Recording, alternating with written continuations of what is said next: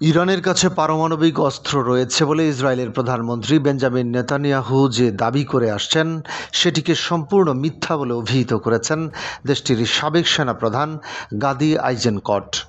তার অভিযোগ, সাধারণ ইসরায়েলি নাগরিকদের মধ্যে ভয় ও আতঙ্ক সৃষ্টি করতেই এ ধরনের বক্তব্য দিয়ে থাকেন নেতানিয়াহু।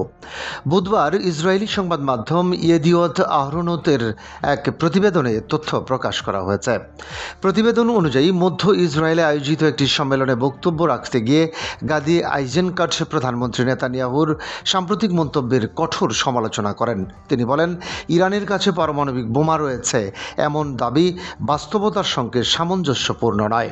আইজেনকটের ভাষায়, নেতানিয়াহু জঘন্য মিথ্যা কথা বলেন। ইরানের কাছে কখনো পারমাণবিক বোমা ছিল না। সাধারণ ইসরায়েলিদের ভয় দেখাতেই তিনি এসব দাবি করে থাকেন। বর্তমানে গাদি আইজেনকট ইসরায়েলের বিরোধী রাজনৈতিক দল ইয়াশার পার্টির প্রধান হিসেবে দায়িত্ব পালন করছেন। এর আগে গত বুধবার ইসরায়েলি টেলিভিশন চ্যানেল 14কে দেওয়া এক সাক্ষাৎকারে প্রধানমন্ত্রী বেঞ্জামিন নেতানিয়াহু দাবি করেন, ইরান ইতিমধ্যেই পারমাণবিক বোমার মালিক হয়েছিল এবং সেই অস্ত্র ব্যবহার করে ইসরায়েলকে নিশ্চিহ্ন করার পরিকল্পনা করছিল। সাক্ষাৎকারে তিনি আরও বলেন, আমি ইরানে 2বার প্রবেশ করেছি ইসরায়েলকে ধ্বংসের হাত থেকে রক্ষা করার জন্য। ইরানের কাছে যেসব পারমাণবিক অস্ত্র ছিল সেগুলো ব্যবহার করা হলে তারা আমাদের নিশ্চিহ্ন করে দিতে পারত। নেতানিয়াহুর এই বক্তব্য প্রকাশ্যে আসার পরই গাদি আইজেনকট সরাসরি এর বিরোধিতা করেন এবং দাবি করেন, ইরানের কাছে পারমাণবিক অস্ত্র থাকার বিষয়টি সত্য নয়, বরং এটি একটি ভিত্তিহীন প্রচারণা।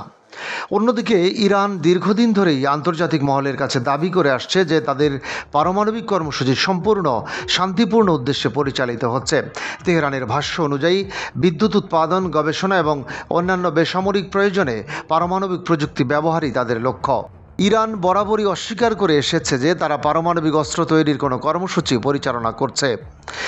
দেশটির দাবি, তাদের সব পারমাণবিক কার্যক্রম শান্তিপূর্ণ ব্যবহারের মধ্যেই সীমাবদ্ধ। ডেস্ক রিপোর্ট, বাংলাবাজার পত্রিকা।